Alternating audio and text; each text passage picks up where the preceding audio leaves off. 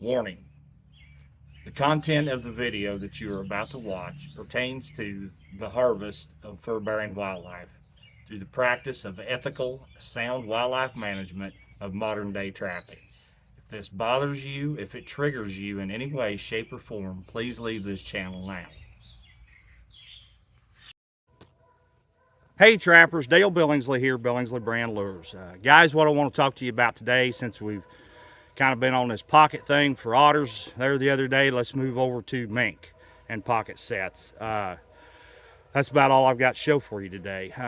I'd go at it just a little bit different than what most guys do, and I'll show that all to you. I had the privilege back in the mid-90s to take instructions about mink from Gerald Schmidt, who at that time had just come off of a season where he had caught 760 mink and over 600 coon in 6 weeks. Man knows what he's talking about, knows what he's doing. So I had the privilege of being able to take instructions from him.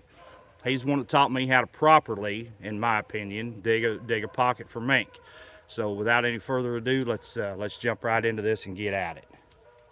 All right, guys. So we've got a pocket dug here, and I'll show you. This isn't. You don't have to dig a big deep pocket, especially for mink. It doesn't take much. We're only about 6 inches deep, guys. That's all it is. The biggest thing with mink is keeping that pocket down small. You don't want it any wider than what the jaws of your trap are. That gives that mink less opportunity to get around your trap to get to your bait or your lure, whatever you're using for an attraction. So I dig them pretty small, pretty shallow. It doesn't take much, about 4 or 5 jabs of a spade. And I'll show y'all again my spade. It's just cut down. It's just a regular size tile spade that's been cut down. You can order these through Cumberland's Northwest Trapper Supply. This is the 41-inch model. They make one a little shorter. I think it's a 31 or a 32-inch model. Heck of a tool, guys. You can't beat a better spade. You can't find one any better than what these are. I don't care if you're digging dirt holes or if you're digging pockets. These are the cat's pajamas here. So again, enough of the sales plug. Let's get back to this.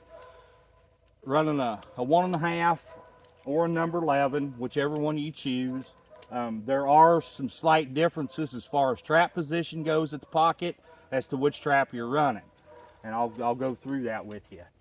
But the biggest thing is to keep that pocket down small. You don't want any room for that mink to get around you. And I want just enough water inside the mouth of it to cover the trap. And I want to place that 1.5 so that he's coming between the jaws, not over the jaw. Loose jaw towards the wall of the pocket. And I want that trap in there just like that. I want it about halfway inside the mouth of that pocket. And I'll bring the camera down better so you can see. Now, if you think you're a little too big, let's say you think that mink is going to slip in here or slip in here on you, which I'm a little wide there, and he sure could, all you would have to do is just take a stick and place it here like so, and put another one if you needed to over here on the other side to keep that mink coming across the pan. That's very important. That's the biggest thing, is keep that mink coming across the pan. As far as bait and lure, you can use a big shot of my ringer coon bait in here, which will catch mink and otter as well. A big chunk of fish, longliner's pal, mink call, something of that sort. As far as bait and lure goes, let me bring that camera down here so I can show you just exactly what I'm talking about. Okay, I think you'll be able to see there. I've got the mouth, that trap is just about halfway inside and outside the mouth of that pocket. Now, as far as trying to avoid coon at these sets, guys, you're not going to be able to do it. I don't care what you do. If you've got coon in your area, you're going to catch raccoon in them. There's no way around that. Now, if I was to set this with a number 11, I would turn that trap the other way, which I know goes against everything that I've been telling you, but it's the only way, in my opinion, to block it down right so the mink can't get around you. And that is to place that trap like this in the mouth of that pocket. Now there he's coming over the jaws instead of between them. But again, there's really no other way to make this work right, in my opinion. Now the other thing that I like to do, as far as mink sets especially, and this is something I've showed before, but it's not talked about. It's nothing, you know, it hasn't been brought to light since the 30s, and that is a little flagging. And you see I've got this little piece of turkey feather tied here. You know, you flag cats, there's no reason, and we always say, you know, you mink trap your cats. Well, why can't you cat trap your mink?